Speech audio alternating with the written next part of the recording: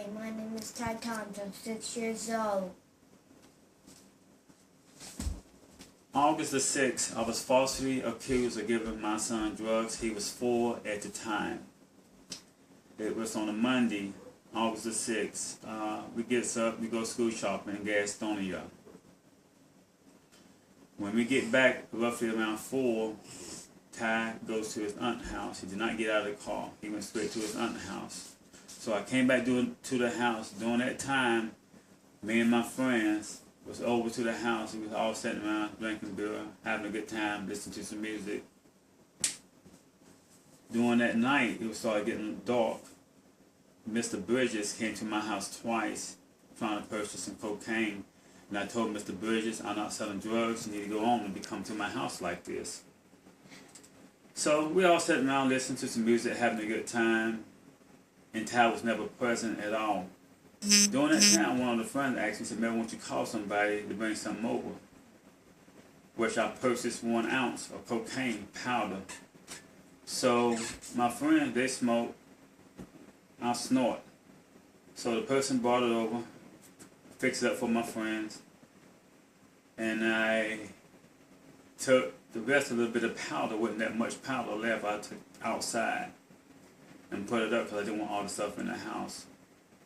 So it started getting late, about around 11:30 or 12, and I had one of my friends go pick my son up. So when my son gets back home, I told him it's time for him to go to bed, and I put him in bed, and I had a little bag of rocks on me, and so got him in bed. That morning, I get a knock on my door. It was my probation officer, and stated that he needed to do a home inspection.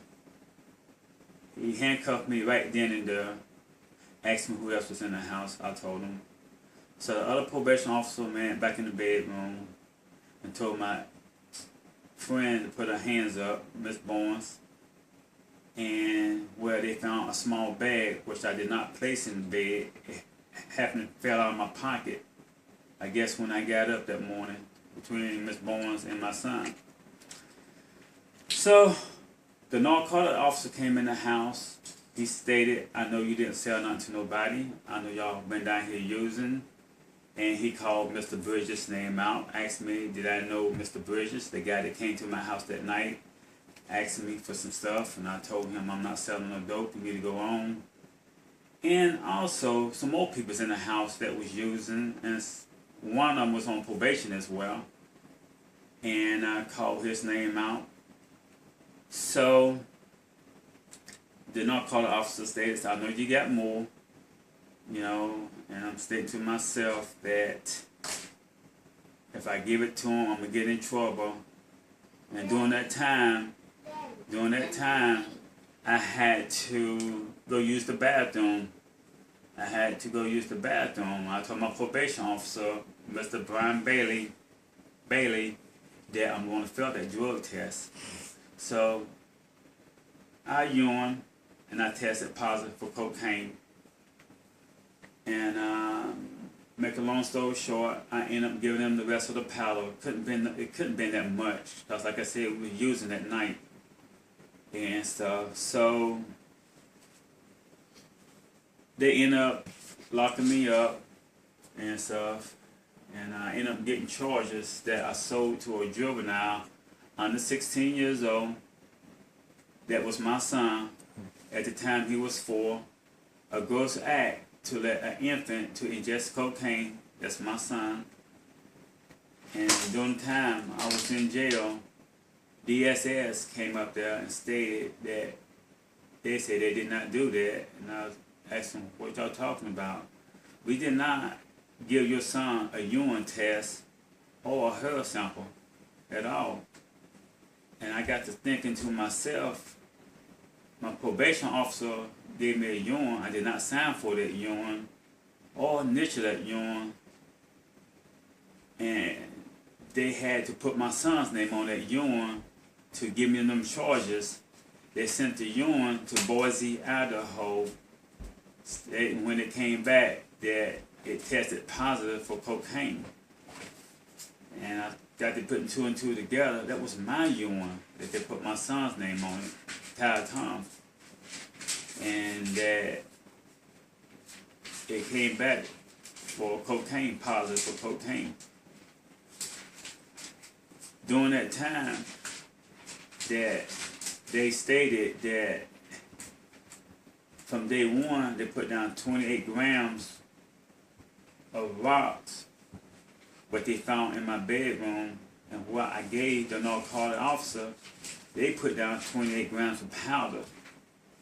This happened August the 7th, August the 7th, what they put down on their paperwork. 2 years done went by that it came back from the lab. 2 years done went by, it came back from the lab. What they found in my house, it was 4 grams. What they found in my house, what I gave them outside was 24, and I don't still see how it still came up to 28, because we was using. And the officer stated when he came in the house, he knew that I didn't sell nothing to nobody, because they're sitting an informant down here twice trying to get something from me, which I did not sell nothing to no one. We were just using it. Was for recreation. But I had charges from, like I said again, that I gave my son drugs, and that charges from trafficking. I just don't see how that they can get me for trafficking. We was using, and I don't see how it got back to 28 grams when he was using drugs. And also, my son never had drugs in his system. If my son had drugs in his system, I wouldn't have him today. It was false allegations that they put out there, which they stated that he had drugs in his system. He never went to the hospital or be tested for drugs. The SS had my son the whole time, from the time they took him from my house. He was never tested. That was my urine that my probation officer took, and they put his name on it. So I'm going to put this statement out there. Those allegations was false allegations. If those were true allegations, and that anytime you take a urine test, you got to sign that urine. You got to sign it. You got to initial it. He got to seal it right in front of you. And two, like I said again, for my son's name to get on that urine, that goes to show you that the system is corrupted to put my son's name on the urine and put that statement out there to the public, knowing that those was false allegations that they put out there.